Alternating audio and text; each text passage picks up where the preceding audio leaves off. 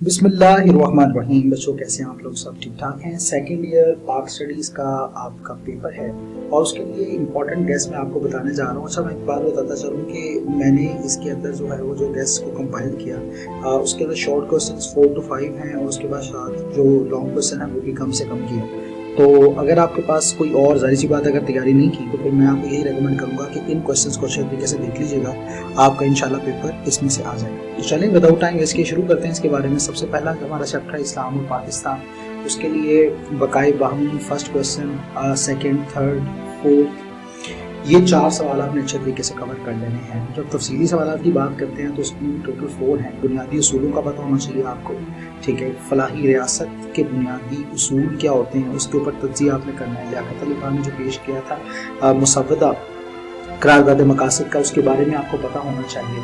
और इस्लाम अमन और रवादारी को फ़रोग़ देता है, इसके ऊपर आपने बात करनी है जो आप अच्छे तरीके से इंशाल्लाह कर पाएंगे आपको अंडरस्टैंडिंग। जब हम बढ़ते हैं सेकंड चैप्टर की तरफ, सियासी और आइनी इर्तिका की तरफ, तो जनाब उसमें सबसे पहले आएगा मुसलमान की तारीफ। अल्लाह ताला की हाकिमियत से क्या मुराद है, you have to know about it. अदालती नज़रसानी से क्या मुराद है, 1973 के आइन के तहत गवर्नर की हैसियत क्या है और इस्लामी नजरियाती कौंसिल के फ़राइज़ क्या है।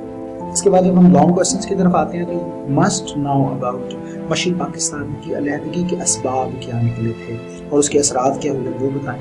1973 का आइन वेरी इंपॉर्टेंट, उसकी अहम खसूसियात बतानी।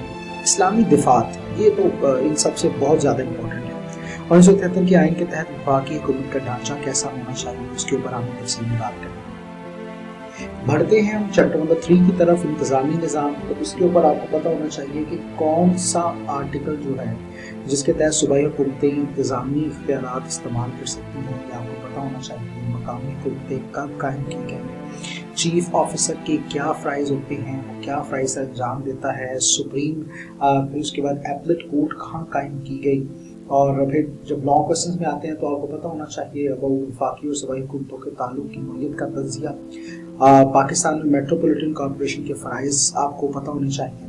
1973 के आइन के तहत वफाक और सूबों के फ़राइज़ आपको पता होने चाहिए। गिलगित बल्तिस्तान के इंतज़ामी ढांचा और उसके फ़राइज़ के बारे में आपको पता होना चाहिए। बढ़ते हैं चैप्टर नंबर 4 की तरफ। चैप्टर 4 इंसानी हकूक़ से मुतल्लिक़ है। तो सबसे पहली बात, इंसानी हकूक़ की तारीफ़ मुफ़क्किरीन क्या करते हैं ये आपको पता होना चाहिए। मुआशी हकूक़ क्या होते हैं, you have to know about it. हकूक़ और फ़राइज़ से क्या मुराद है, इंसानी हकूक़ के आलमी मंशूर को कब और किसने मंजूर किया था।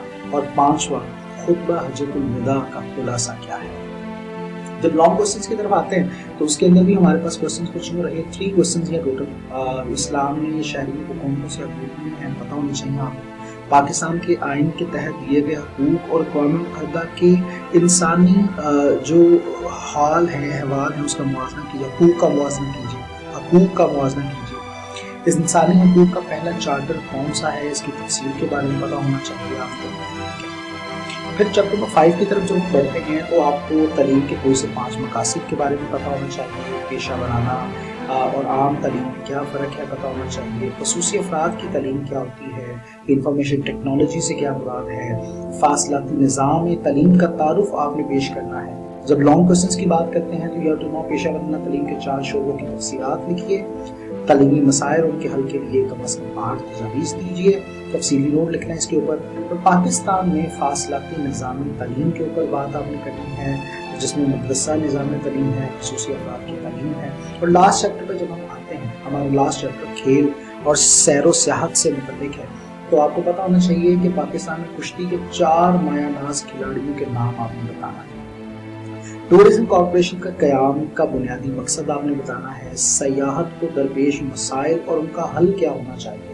खेल और सैर व सियाहत में ताल्लुक क्या है ज़रा बताइए। पाकिस्तान ने हॉकी के कितने वर्ल्ड कप जीते और ओलंपिक्स के कितने, इसका आपको पता होना चाहिए। जब हम लॉन्ग क्वेश्चंस की तरफ बढ़ते हैं तो जनाब स्क्वाश और स्नूकर के मैदान में पाकिस्तानी खिलाड़ियों की कारकर्दगी क्या है, पाकिस्तान में सैर व सियाहत को दरपेश मसाइल और उनके हल के लिए तजावीज़ क्या है, पाकिस्तान के देसी खेलों पर आपने नोट लिखना है। Thank you very much.